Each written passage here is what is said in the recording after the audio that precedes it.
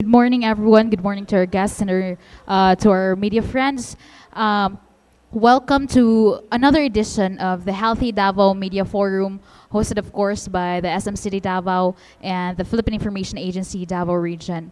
So for today's Healthy Davao Media Forum, no, we have five guests.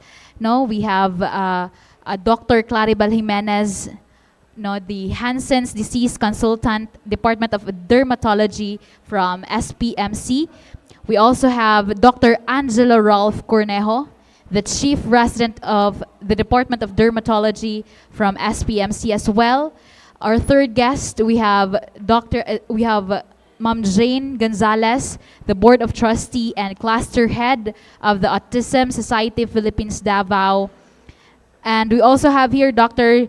Josel V.E. Albano, the Fellow Medical Officer for Section of Neurosurgery, Department of Surgery from SPMC.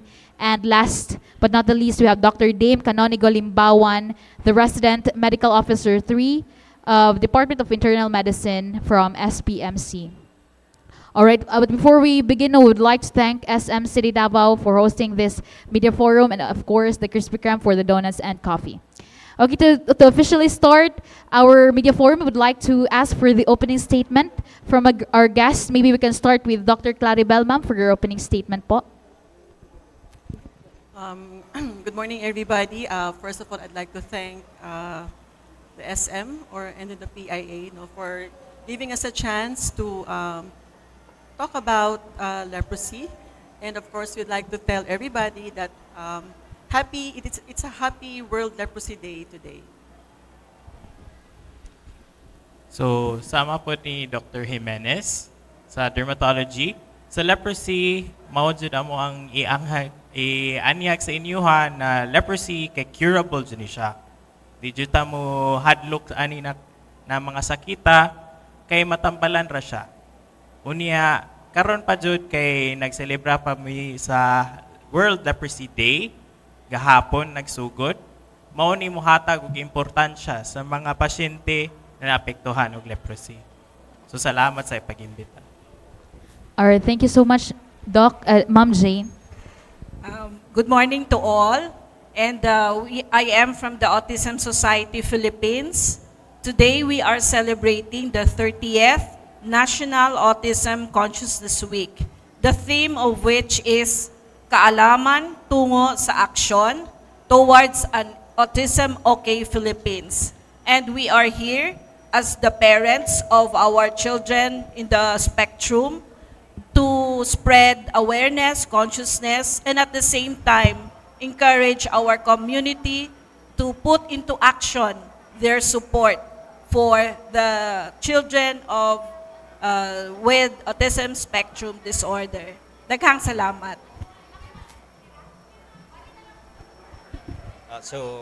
Good morning. I'm from the Southern Philippines Medical Center Neurosurgery section. So I'd like to thank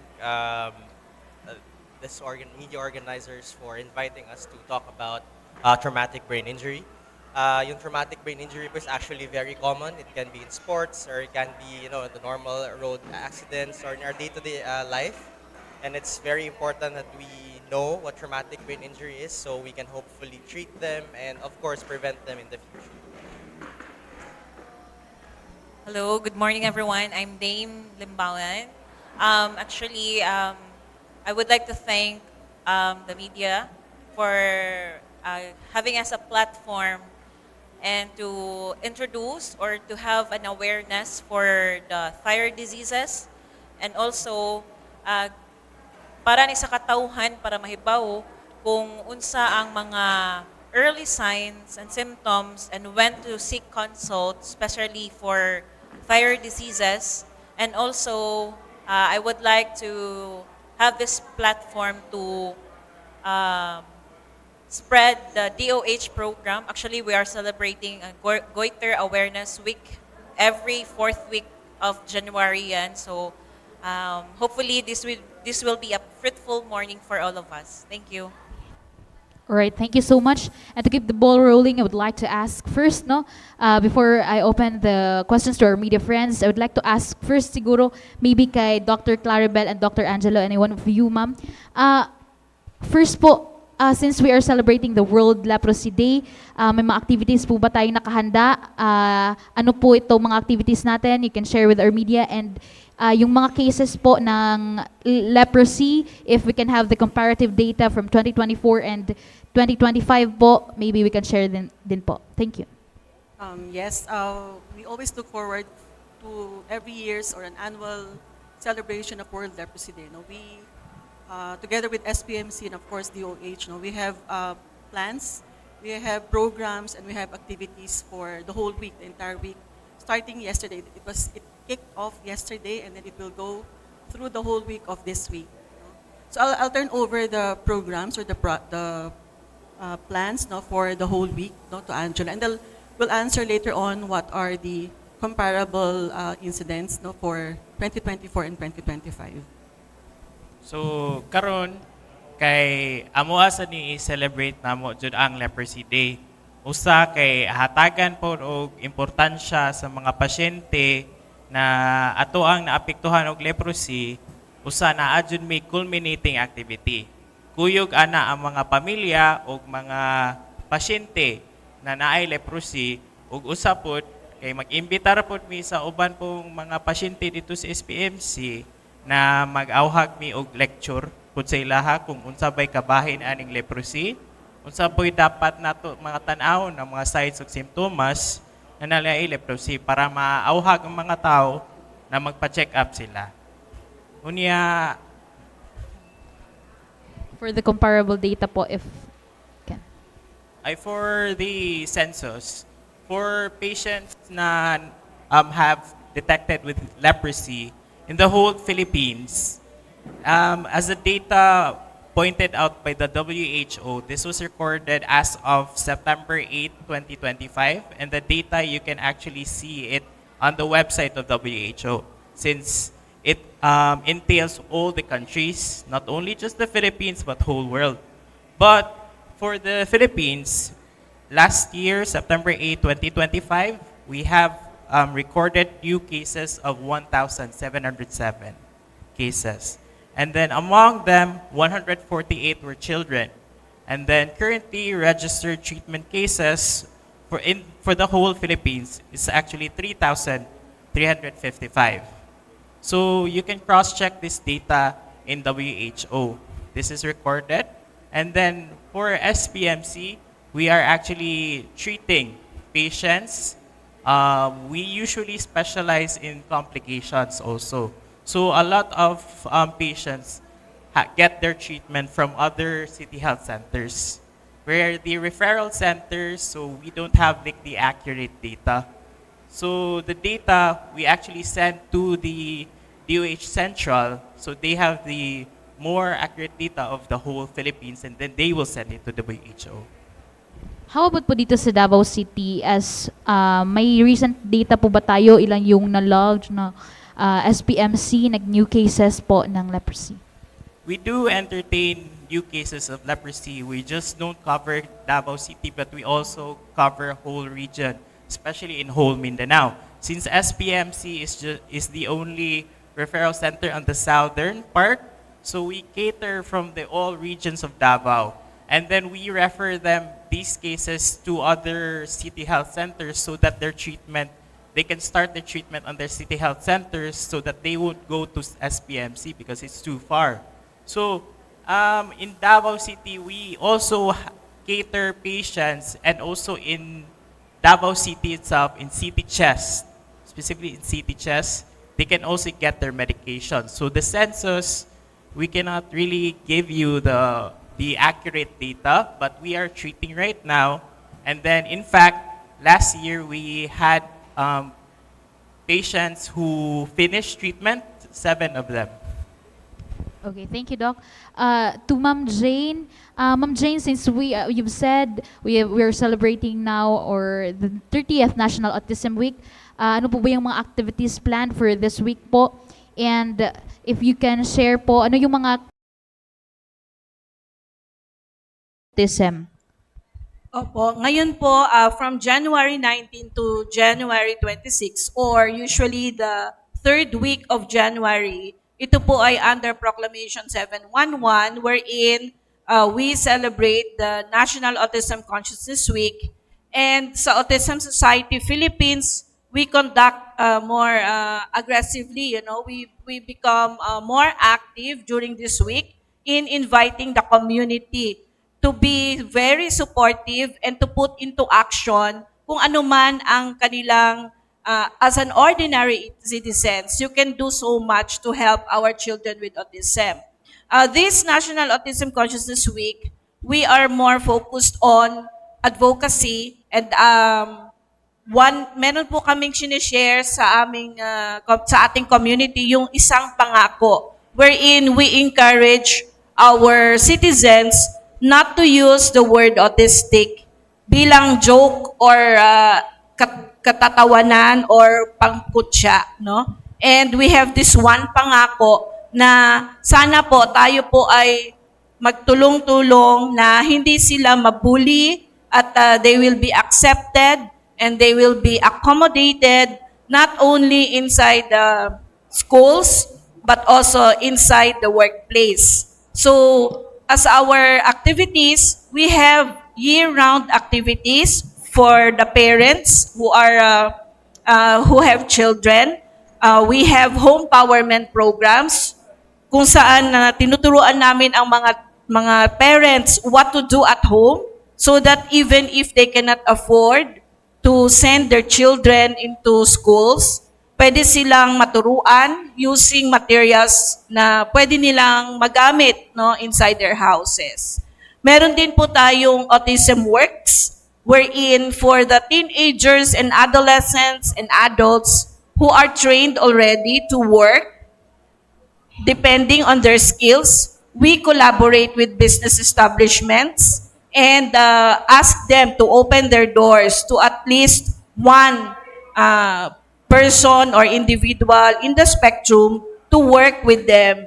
And yung Autism Society Philippines provides support to the business owners, to the workers, kung ano ba ang autism. We also have different workshops. Ito po yung para sa mga frontliners natin. We call it Autism Sensitivity and Response Training. And we do this for all groups, like for example, our policemen, our teachers, our mall tenants, everybody po ng mga group, even companies, private companies, who would like to know more about individuals in the spectrum. So, all year round po yung aming mga activities. This February po, we are already thinking of coming up with a painting workshop for the children. And then in March, we would like to hold an ASP Davao Got Talent.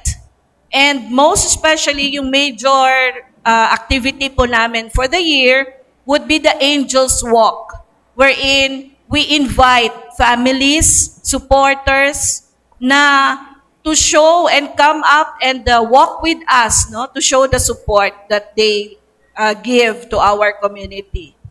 So it will be held po on April 26 here at SM City Annex.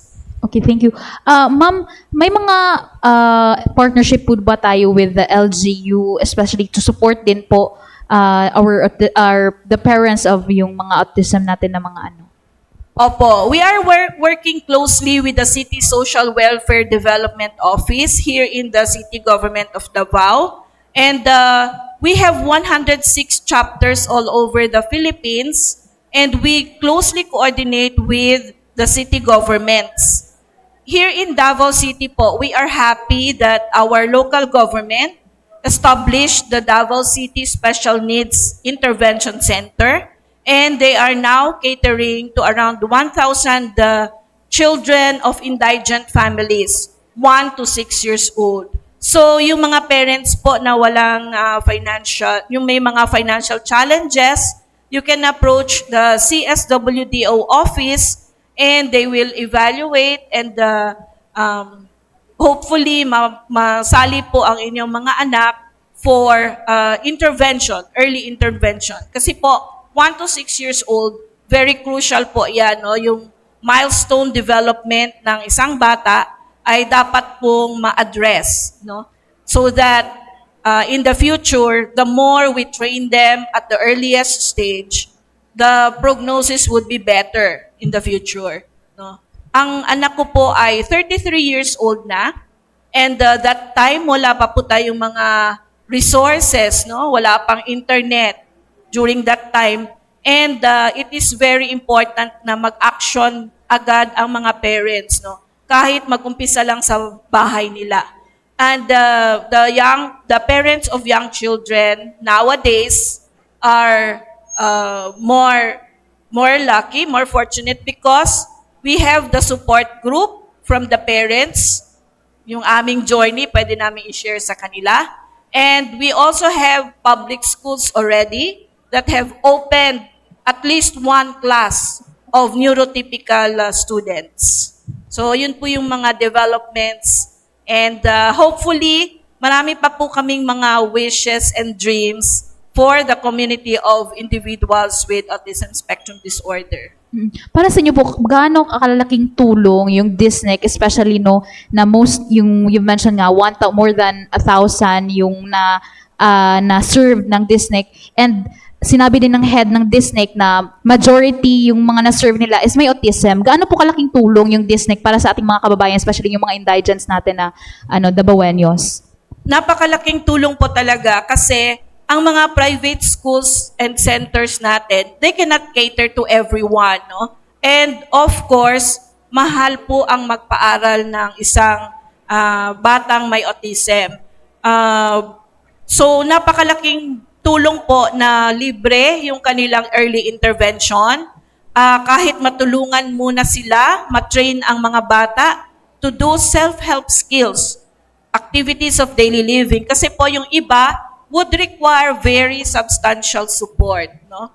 And they have to be taught everything, no, from feeding themselves, from taking a bath independently, kahit maupo lang for a few seconds, they need to be trained and to be, they have to undergo training talaga. So very crucial, like for example, sitting behavior. Most of the children at the start, they are hyperactive. They go around the classroom, for example, and most of our activities in life are done while sitting down. No? We sit down while we eat, while we write, while we read. And very crucial na at the start, they have to learn how to focus and sit down for a few minutes at the start until such time na matrain na sila. And that is where we are able to give them the opportunity to learn more. Yun. So, malaking tulong po talaga na meron na po tayong free education for our 1 to 6-year-old of families with indigent families with children with autism.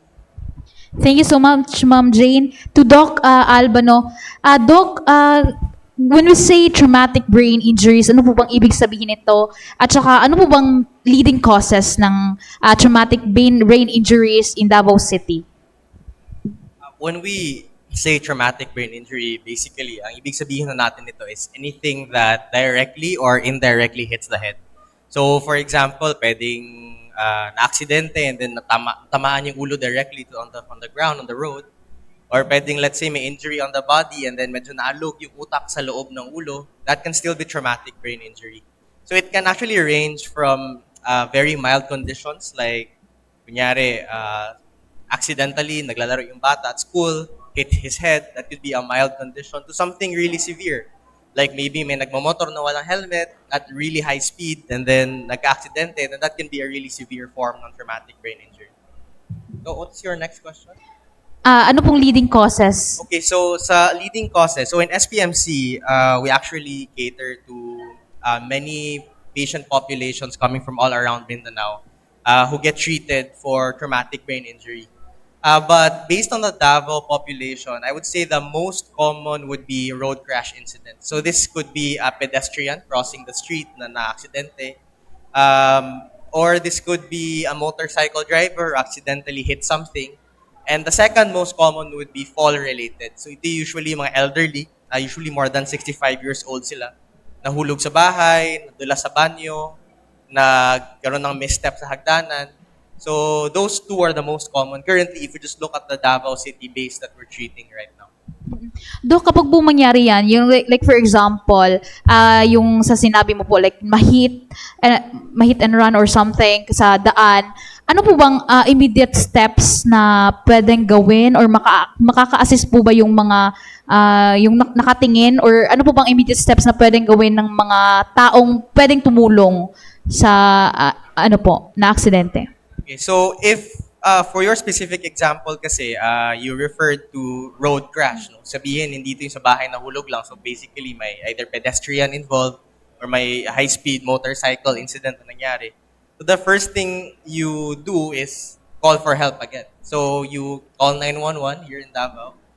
And then you, as much as possible, do not try to be the hero at the first incident na you go into the car and then tanggalin mo yung victim the victim of the incident because you might also harm yourself. At the immediate incident kasi ng road crash, what we're really concerned of are yung airway, kung humihinga pa ba yung patient, if there's blood on the mouth, for example, as well as the cervical spine. Kasi sa incident kasi, sa accidents, aside from hitting the head, pwede kasi magkaroon ng bali or injury sa kanyang leeg. And that can also be deadly. And kapag hindi ho tama yung manipulation ng patient, pwedeng matwist lalo yung leeg, which can further cause problems in the patient later on. So the first thing, the safest thing, and the most recommended thing you do is really call for help. That's the first thing. And call for the 911 immediately. Doc, sa SPMC ba, do we have rehabilitation services offered for yung mga TBIs natin? Yes, actually that's a good point because many people think na after the injury is done, tapos na, the disease is finished. In more severe forms kasi ng traumatic brain injury, there are now 2 established na mga sakit related to traumatic brain injury that develops later on, weeks, months, sometimes years after the initial trauma. So one common thing is yung chronic traumatic encephalopathy. Ito yung nagbabago yung ugali, nagkaka-depression, nagkakaroon ng mood changes after an injury. Yung isa naman is yung post-traumatic dementia, wherein patients have lots of problems with their memory after the incident. So the consequence of traumatic brain injury is not only physical, meaning kunyari yung pasyente nahihirapan maglakad, so you can help them with rehab to help them walk.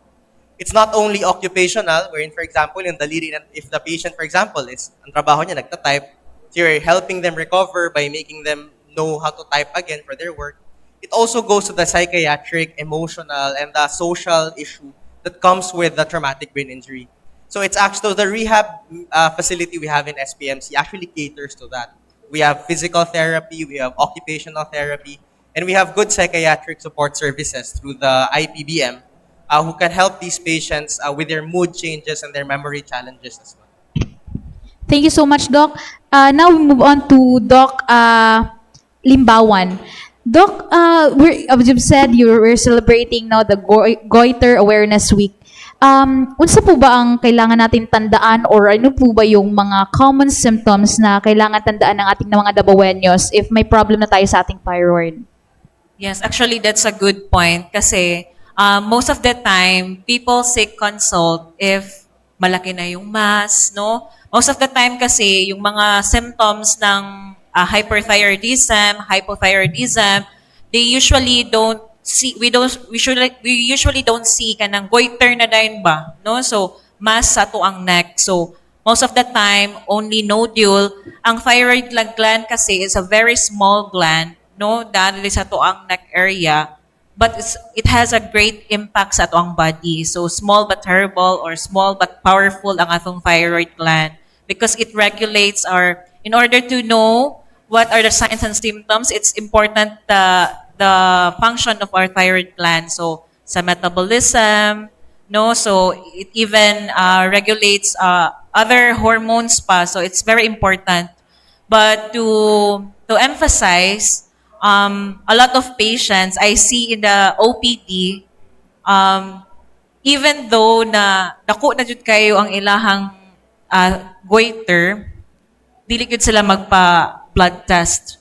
I don't know why. Maybe it's because mingon sila, it's a common myth nga, naa naman ni sa mo ang pamilya, Dok. So, dili na namo, okay naman sila.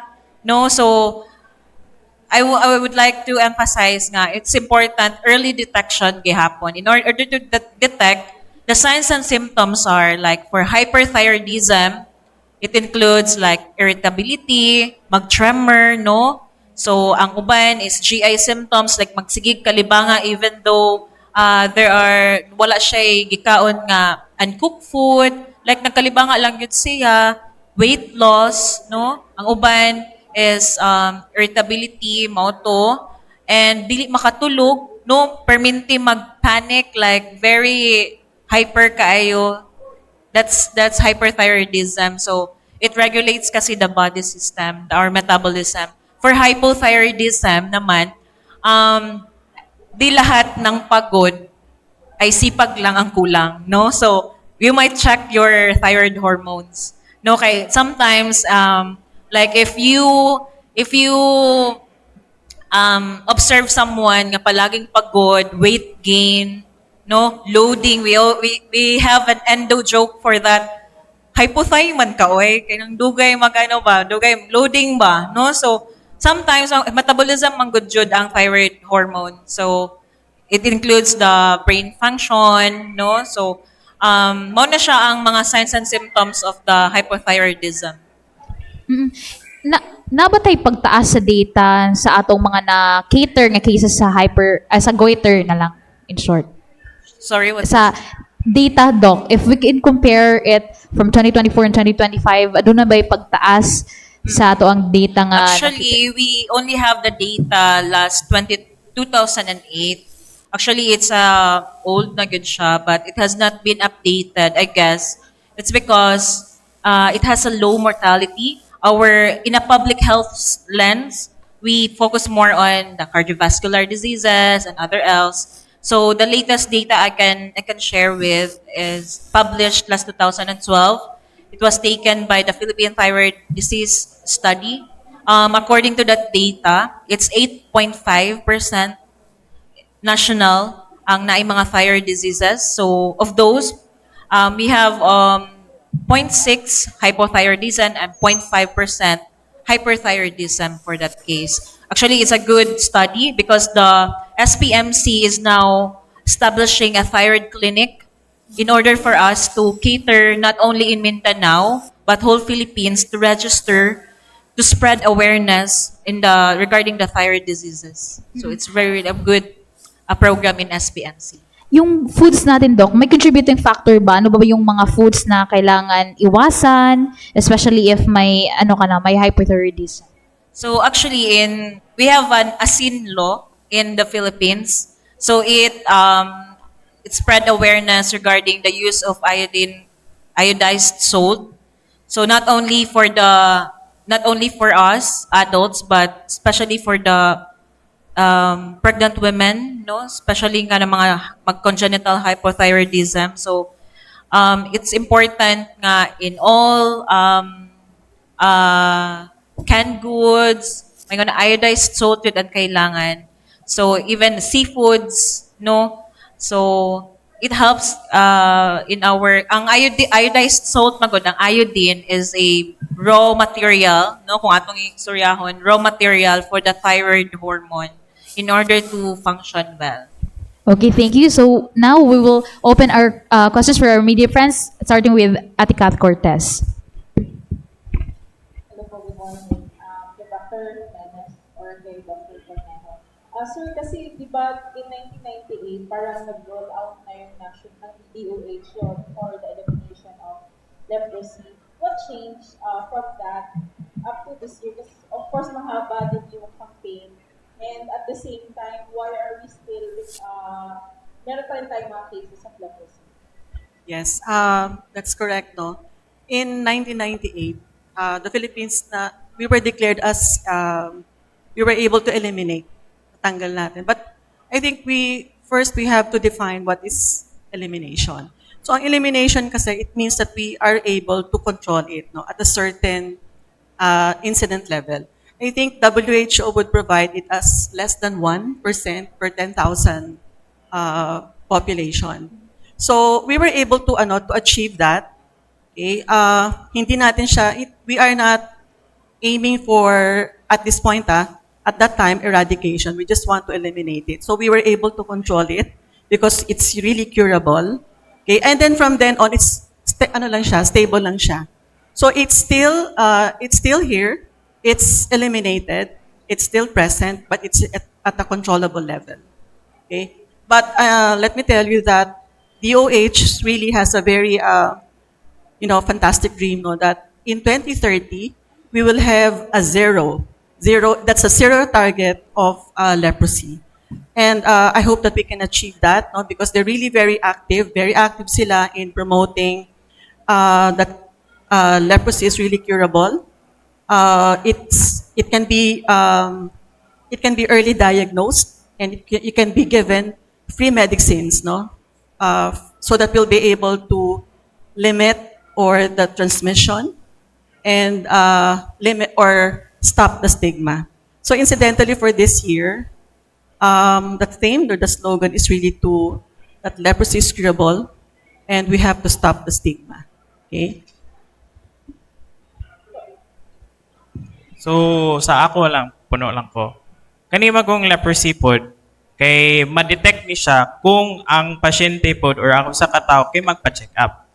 Kay kanima kong leprosy, kay usahay ang manifestasyon niya, kay magpachi-pachi, usara ka buok sa likod pa jud, unya di makitaan.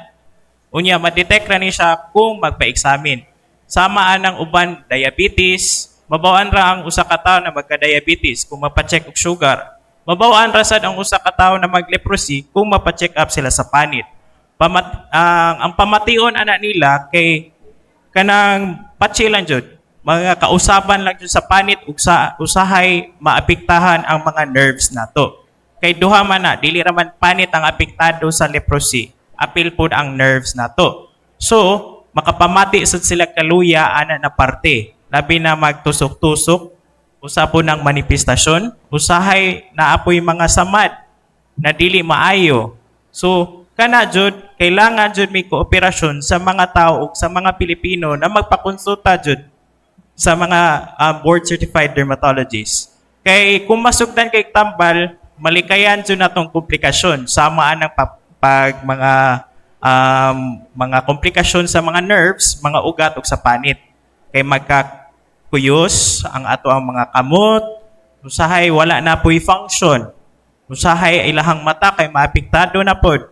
So kana pod kay magka-deformidad pod ang ilahang mga panit-panit. So kung masugdan kay tampal una pag-detect pa lang daan, unya masubaybay jud ning pasyente, gamay jud ang tsansa na magka-komplikasyon, unya gamay pod ang tsansa na makapatransmit ani nakagaw. Kay kani magong kagaw na Mycobacterium leprae, makuha ni siya pamaagi sa pag-upo o pagsipon sa tao na apektado na wala natambalan. Kung matambalan ang tao, mas lesser ang transmission sa leprosy. Sir, also, point of clarification, you said 7 na yung successfully treated as of last year. Yes. But may we know, sir, kung mga approximately pila ang atong patients with leprosy ginatreat ng SPMC? Ginatreat na mo sa SPMC, Manggod. Ang kanima kong SPMC, kay kami ang sentro ba? Yes, sir. Yes. So, usahay magatambal mi. So, naadyon mi stock sa tambal. So, mga pipila mga tao, mga dakbayan diri sa Davao, even sa uban na parte sa Davao region, wato siya sa mua. Pero, ang data magud mismo, dili mi makakuan kay tanan jud siya amo ihatag. So, kani magud ang uban if ever ma-detect namo siya kung naay pasyente na nila leprosy, mohatag mig referral center, ay mohatag may referral dito sa City Health Center or mag-coordinate mi sa coordinator sa leprosy sa programa sa DOH na naa sila'y kaso dito. Kani magud kay kami SPMC usahay kami tig-detect, kami pug tigtambal sa mga komplikasyon. So kanang So data, how many patients you detected with leprosy and then referred? Kung na-refer man siya to the nearest CHO nila, I mean, sir, pila ang nag-adto sa SPMC ba about mag-ask kung na ba ko leprosy or wala. O na-refer ninyo ko na. So far, So far kasi, yun nga, the reason why we're telling you na we are just the referral center. So we are, kumbaga, the DOH is the repository of the data. So meron ng CHO, meron ng City Health, meron ng provincial, meron din kami. But most of the time, no, since it's going to be, ano ba, kanang mas madali for the patient. So that's why we refer them back, no, to the nearest health center. So yun, that's why sinasabi namin palagi, if you're asking for the data, the specific data for the institutional facility should be to DOH because sila talaga yung meron talaga. But let me tell you, no, that if and when they are with us and then they would prefer to, to be seen by us, natatapos talaga nila mostly. If not, pag sinabi talaga ng pasyente na, Doc, mahirap talaga, kasi iba taga malayo, iba Surigao, Maati, ganyan. We refer them, no, to the health center units. Last na lang po on the leprosy. Ma'am, of course, medyo mahaba na din yung time for eradicate. For elimination. What are the challenges na dinaatubang pa rin nato? Because as of now, for example, social media is so active na, and then hindi na siya ganun katabu for people to discuss leprosy because of media also. So, Yes. asan na karon ng chat gap? Nga nung up to now, nag-seek Meron pa rin. tao attention for people to kanang mag-undergo chat gap. That's why we continuously campaign. That's why we continuously campaign, no? Kasi nga talaga, though we are actively campaigning that, kailangan magpatingin kayo sa mga health centers, provincial health units, friendly physicians, and then sa amin. There's still stigma. Di ba? So, hindi sila kaagad, they don't seek an early diagnosis. Di ba? That's why sinasabi namin, we cannot overemphasize that leprosy is really curable. And it's really the best time to see us, no, to see all the healthcare providers at the earliest. So kung meron na kayong suspicious, we tell the public, pag meron na kayong patse-patse, meron na mga panghihina, yung ibang mga parte, muscles ng katawan, then you go to the nearest health center units. Go to us. We welcome all the patients, okay? And we want to eradicate, sabi nga namin, tanggalin natin, we break the stigma, not the patient. Okay? Stigma pa rin, ma'am. Kaya nga every year, halos ang slogan, it's about stigma. And it's so sad kasi it's really curable. No? Sa thyroid na lang din po. Ma'am, siguro you can give us the data kung sino ang mas vulnerable for thyroid disease. Is it women or men? Actually, according to our data, it's more on women. On top of that, most of the patients din kasi, bakit women? Kasi during pregnancy, minsan yung thyroid hormones natin is really affected because of the beta-HCG, okay, together with the thyroid hormone. So more on women, but however, 1.6:1. So it's not that, great naman yung difference nila. Kasi, it's actually, if we base it on theoretically and based on our research, it increases with age. So most of the time, 20 to 40, even as older as 75 years old, meron ding new onset of hypothyroidism or hyperthyroidism. But we should not, it's really hereditary. It's autoimmune. So, it plays a role din yung background of the family.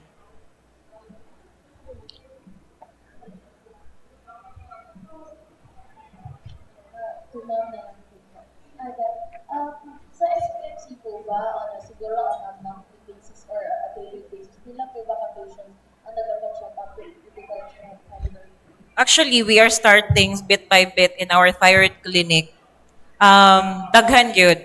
It's really a lot of people yun ang nag-aadto sa thyroid clinic. However, in ER basis, Ang presentation kasi, it depends on the presentation. Kay most of the hyperthyroidism, mostly man good hyperthyroidism, ang atong mga patients is because of the symptoms presenting symptoms. So, like palpitations, tremors, ang iba, mostly karon even men, nag-hypokalemia, meaning mubo ang potassium sa lawas ba. So, naana siya, we usually consider hyperthyroidism for that case. And when we do lab test, lo and behold, hyperthyroidism good sila. So, by simple as small medication nga atong ginahatag sa ila, maulian man dayon. So, sa ER level, siguro makakuha ta makakita tag mga cases of about mga 1 to 20, as low as in a month, mga 20 cases. But in OPD, a lot. Like, siguro in a thyroid clinic, every week na, amang good me. No, so daghan jud siya. Dili lang na ako makuha ng census gud namo, but siguro 100 ana in a month. But 100. no, no. So, kami ato thyroid clinic, kami sa labing na launch, and then are we expanding it considering that SPMC is referral na and we're catering to the thyroid naman? Actually, in SPMC, wala pa gid na launch ang thyroid clinic, but we're working on it. Okay, naman tay mga training na good for endocrinology sa SPMC. So they are very, very active with regards to the not only the thyroid diabetes, so daghan kaayo. So siguro ma-launch na. Hopefully, that's our hope for the future for SPMC nga. Ma-launch na gyud ang atong thyroid clinic para makita na gyud ang census. And then, nindot nga plataporma sa mga Davaoenos of Mindanao nga naanataan ang clinic ba. Nasa target date pa para ma-open na ng clinic. That I cannot kanang sa mag-launch yun na siya. Dili ko makatal pa na. So, Ma'am Jane, recently po sa ating facility near People's Park is that most of their naka-enroll sa ila is yung members sa autistic spectrum yun. Kamusta po, how many parents po ba ang under siguro sa ating organization ang naka-benefit sa ating facility, and are we encouraging other LGUs siguro to do the same para ma-cater para sa ating mga parents that cannot afford currently na kadalasan mahal kayo sa therapy? Opo, as of now po, dito sa Davao City, we have a membership of around 2,000 parents, and but some of them are not so active because they are so busy with their work and fending for their resources for their children. Now, ang sa Davao Autism Special Needs Intervention Center, they are already 1,000, but I still have to check if kasi iba po yung listing niyan sa CSWDO po. So if we are going to add 1,000 plus the 2,000 families that join our activities, we have around 3,000 po dito sa Davao City. But in the Philippines, the ESP has a membership of 16,000 families already. And we are 106 chapters all over the Philippines. But ang pinaka-challenging po sa ating mga families is that first of all, yung inclusive education. So sana po ay more centers that offer affordable education for them. We need more occupational therapists. We need more speech therapists na makaka-render ng service for our families or for our children at a very minimal cost, yung affordable cost. And siguro one of our dreams and hopes, no, sana maging law. Like for example, sana maging covered ng PhilHealth, no, yung kahit man lang yung assessment, no. Kasi sa umpisa, when your child is 3 years old, ako napansin ko yon, parang hindi siya nagsasalita, no? Para siyang deaf. And then walang speech. Kasi ang autism affects 3. It affects communication, social adaptation, and social interaction. So lahat ng ito, it affects the way they perceive things, no? Yung the way they hear, feel, smell, touch, no?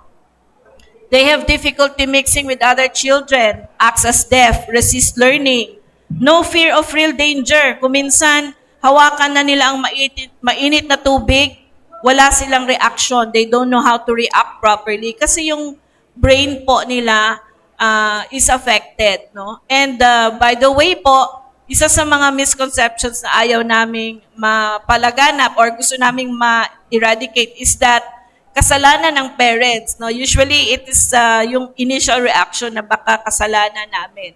As of now, wala pa pong specific genes na nagpipinpoint sa autism.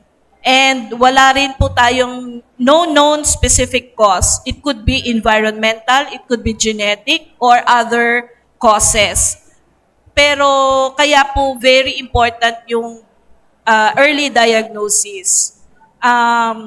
Some of our children, they resist changes in routine. Pagdalahin sila sa mall, for example, for the first time, tendency is mag-tantrums. They cannot process sounds, lights, no?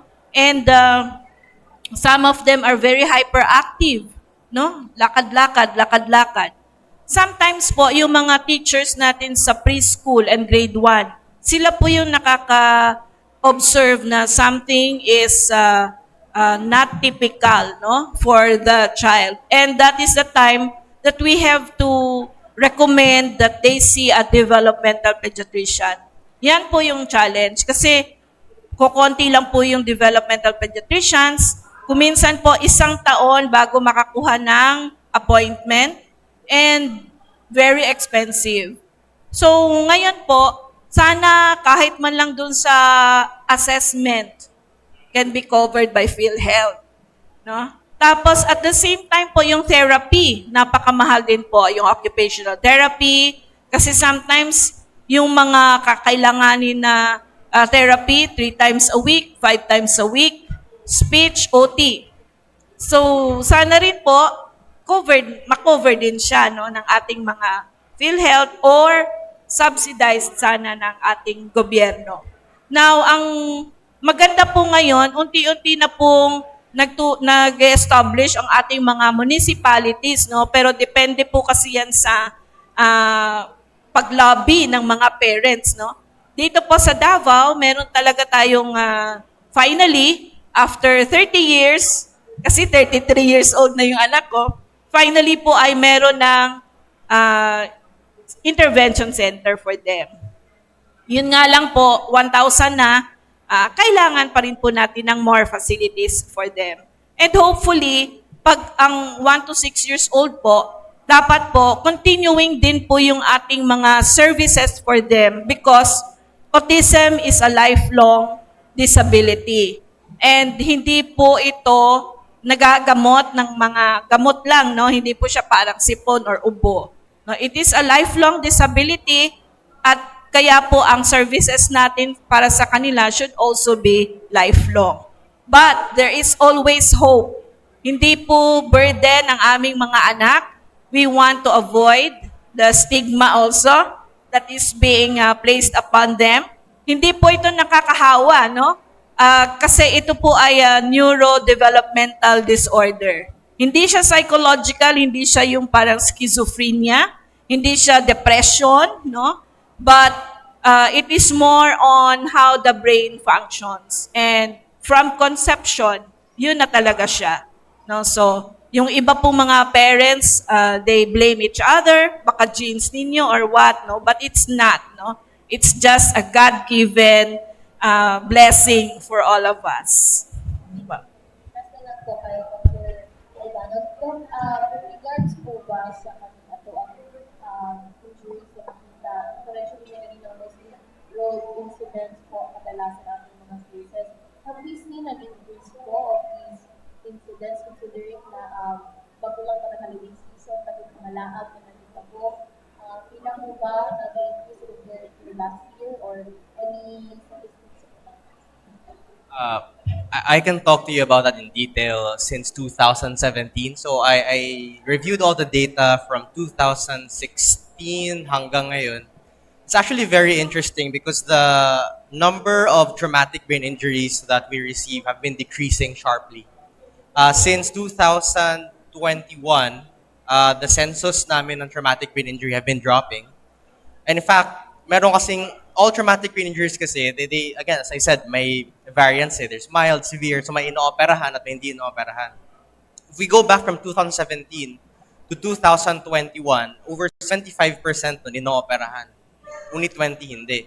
But now, 75% hindi na inooperahan and only 25%. So it's actually 25% na yung naoperahan ngayon. So it's actually a good sign. I don't know, maybe it's the speed limit or the helmet. I don't have objective data to prove that. But since 2017, significantly more than half, 60% of the TBI cases have dropped significantly.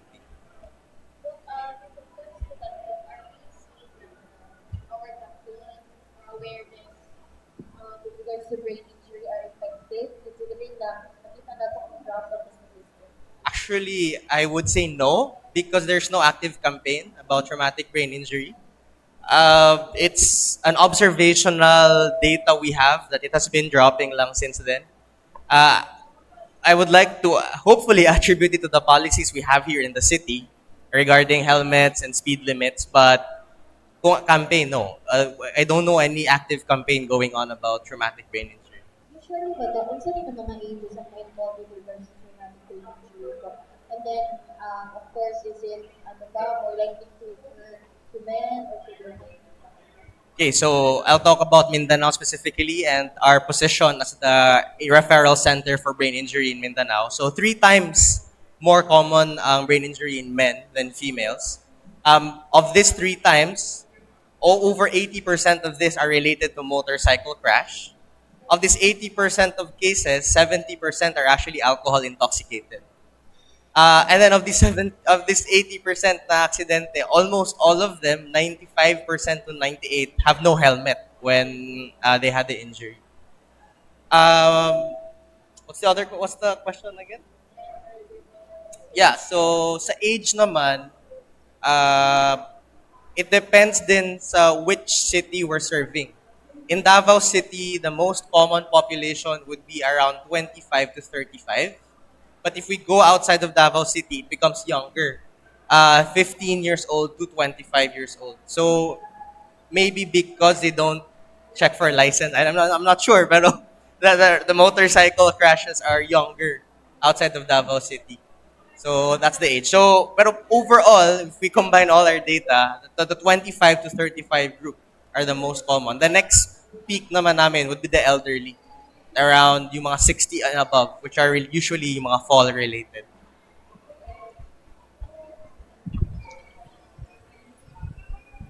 Good morning po. So, Ma'am Jaynon, you mentioned earlier na it should be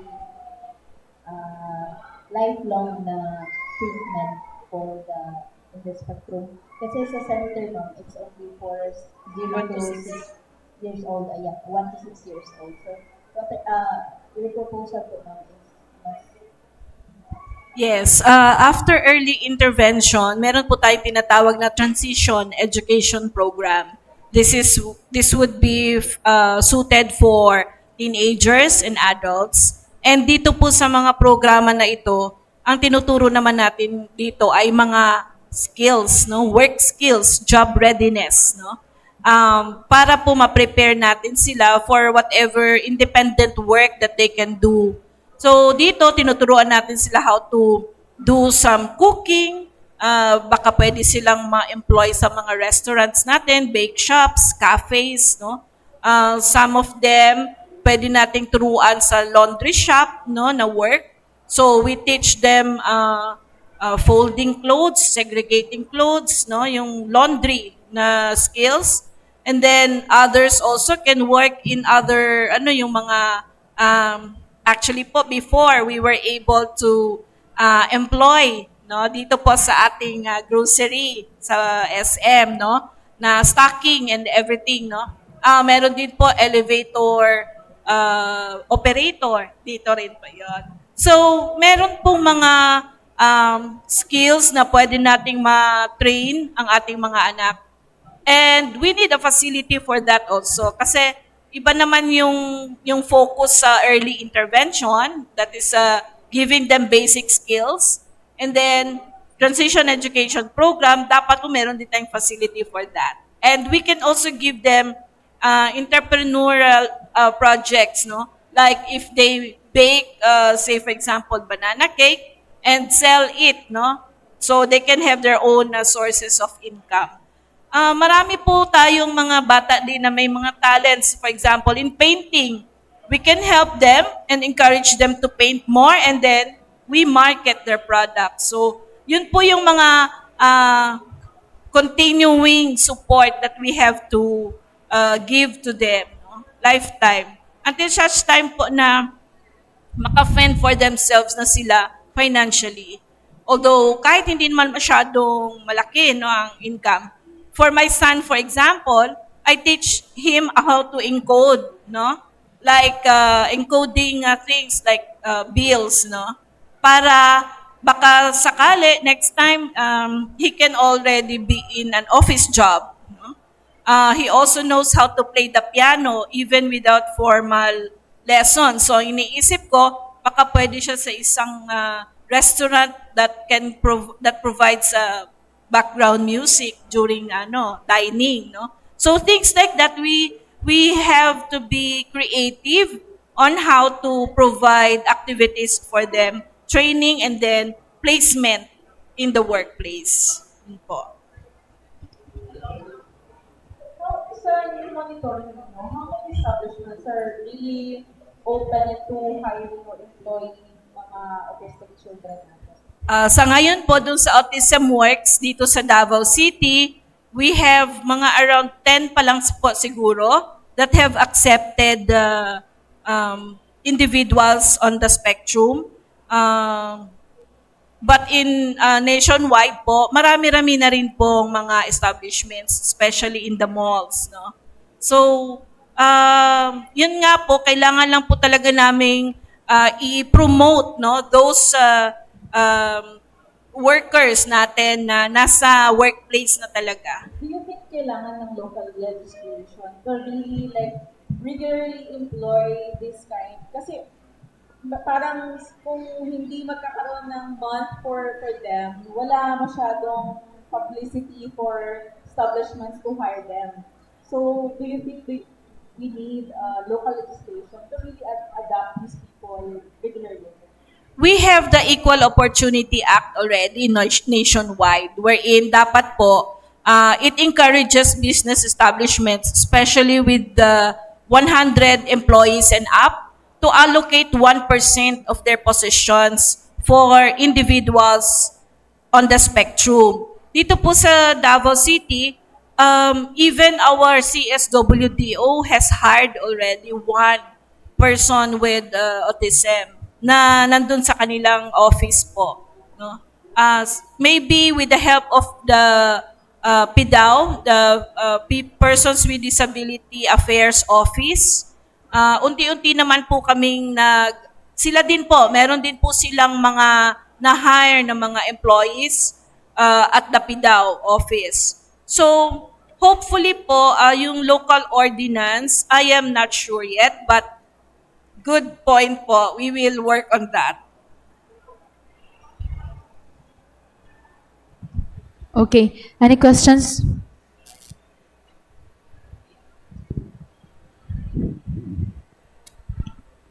Good morning, para madali, no, for the sake of time management, to Ma'am Jane, no. Given the fact na we wanted na inclusivity ang atong mga dunay special needs, mga person living with autism. But however, there are some nuances na there are katong portrayals nga gidula-dulaan, gipakaroon ingnon for the sake of entertainment, especially sa content creation. Ma'am, general message na lang for those content creators, especially mga filmmakers, that they might use the katong sa spectrum sa autism para lang buhatan og wa makadimao nga binuhatan pod, especially diha sa mga misconceptions, misinformation, and disoriented na mga factual info kung unsang pagpasabot nato with regards sa persons living with autism. Daghang salamat, sir. Maujud na ang amo ang advokasya, no, all throughout our lives, no, na hindi gawin talagang joke or pangungutya ang word or yung autism spectrum disorder mismo, no. Kasi like for example, tama ka, sir, during the yung mga kuminsan pag meron naka-stare lang sa wall, they would say, "Oy, mura man kag autistic niya." Murag joke na gyud ba, pero para sa mo sakit na siya because when a child with autism stares may blank stares, it might be because meron siyang seizure, no? So dili gyud siya dapat himuon nga joke or katatawanan, and that is why sa ato ang mga filmmakers, for example, meron talaga kaming isang pangako for all of us, and let me share it with you. Isang pangako. Unta kitang tanan, we should take this heartfully. Ako ay nangangakong kikilos para mahinto ang maling paggamit ng salitang autistic bilang kutya or katatawanan. Isusulong ko ang tunay na pagtanggap at pagkalinga sa mga taong may kapansanan sa tulong ng may kapal. That very simple promise, if we start it even sa ating levels as an ordinary citizen, that could mean a lot po for our children with autism spectrum disorder. So, daghang salamat, sir, kina-bring up yun na nimo, no? Sa una gyud maog yun na ang stigma, no? Buhat og joke, no? Ay, unsa man ka, anak ka, no? Pero, deep inside, kaya nga yung Autism Society Philippines, ano namo nga, ayaw paging anak kay maka-hurt gyud na sa ato ang mga families affected with autism. Hindi naman po namin ginusto na meron kaming mga anak na may autism spectrum disorder, pero tinatanggap po namin ito at hopefully po yung ating mga neighbors, no, yung ating mga friends, no, will also understand the situation. Lahat po kaming mga parents at mga families ay nagsusumikap na hindi maging burden ang aming mga anak. Pero hindi po namin ito kaya na nag-iisa lang, na kami-kami lang. Kailangan po namin ang tulong ninyong lahat. And we can start with isang pangako. Yun lang po ang ating hangyo sa tanan. Salamat, sir. Ayan, thank you. Thank you to our media friends. Wala nang question. Thank you to our guests for coming. Thank you, of course, to our media friends. So at this juncture, would like to ask na lang the parting statement na lang coming from our, siguro, pahinumdom or like pag-awag sa atong mga Dabawenyos, especially karon natin mga gina-celebrate no Leprosy Month and yung ating, yung mga Autism Awareness Week. Maybe we can start with Dr. Claribel Jimenez, Doc, for parting statement po. Okay, again, I'd like to thank again the media for giving us the space not to be able to do with our campaign of dispelling the stigma on leprosy.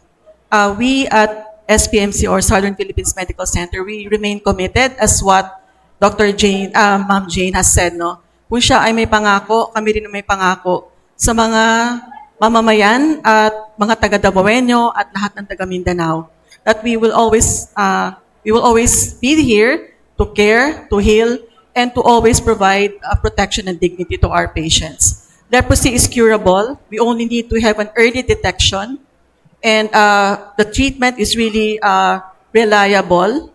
Okay, and we really aim that we will all be one, no, together with DOH, SPMC, our mother society, the Philippine Dermatological Society, as well as our chapter.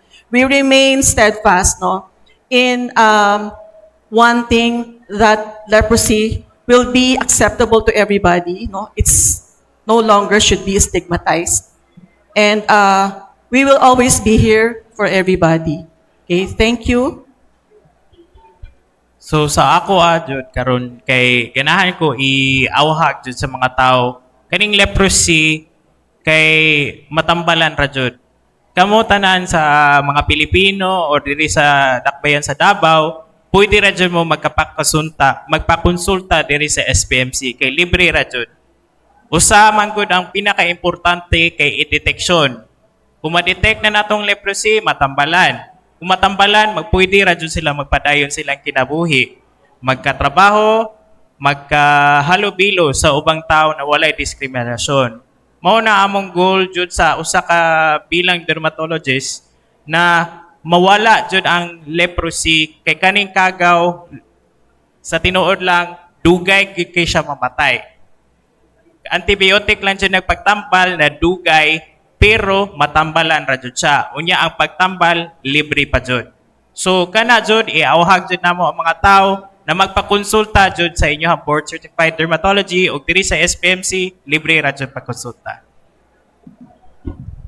To Ma'am Jane. So, daghang salamat sa Philippine Information Agency as well as SMCT Davao for inviting the Autism Society Philippines para sa ing-ani nga forums no na maka-invite me kanang mga parents diha nga newly diagnosed ang ilahang mga anak with autism spectrum disorder.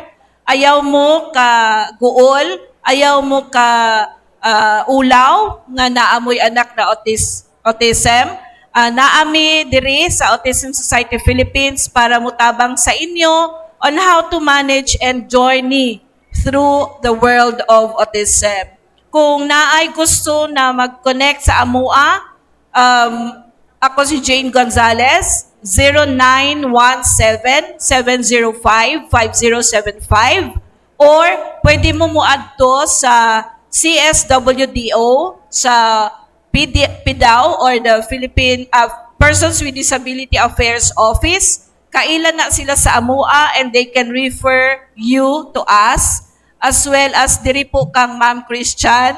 Thank you so much, Ma'am Christian Fusilero, the PR manager of SMCT Davao, for inviting us here also. So, hopefully, ang last message, we will achieve an Autism OK Philippines. Daghang salamat. So thank you for inviting us here to represent traumatic brain injury and to promote its awareness. So I guess what I want to say is prevention is always better than cure. So para po sa mga ating ordinary citizens, always wear your helmet if you're driving a motorcycle. If you're riding a car, always wear a seatbelt. Respect the speed limit. And never, ever, ever drive or operate any machinery or vehicles na lasing or under the influence of alcohol. That's the most important thing you can do today. Do not hope that you get traumatic brain injury. Just hope that you prevent it and not get it at all. Thank you. Again, thank you. Ang message ko lang po is awareness is always the first step in every condition or health issue so that we can act earlier. No, so also I would like to emphasize lalo na pag yung may mga goiter, ayaw in taon kahadlok if mag-biopsy kay it's been a lot of mga people kasi nga dili magpa-biopsy kay mahadlok, no? So and hopefully ang DOH just recently posted a fact nga paalala nga wala in taon ang DOH o kami mga healthcare professionals naga-endorso o pagpa-treat sa mga food supplementals for thyroid and goiter. So always ask the right person no regarding sa inyong condition and listen to your body. If chronically you're having anxiety, unexplainable weight loss, no or even bisa kung saan ni mo diet, wala jud siya, no? Kanang unexplainable weight gain, insomnia, palpitations, please seek consult. So listen to your body and ask the right person. Thank you. Thank you so much. This has been the Healthy Davao Media Forum, and God bless all.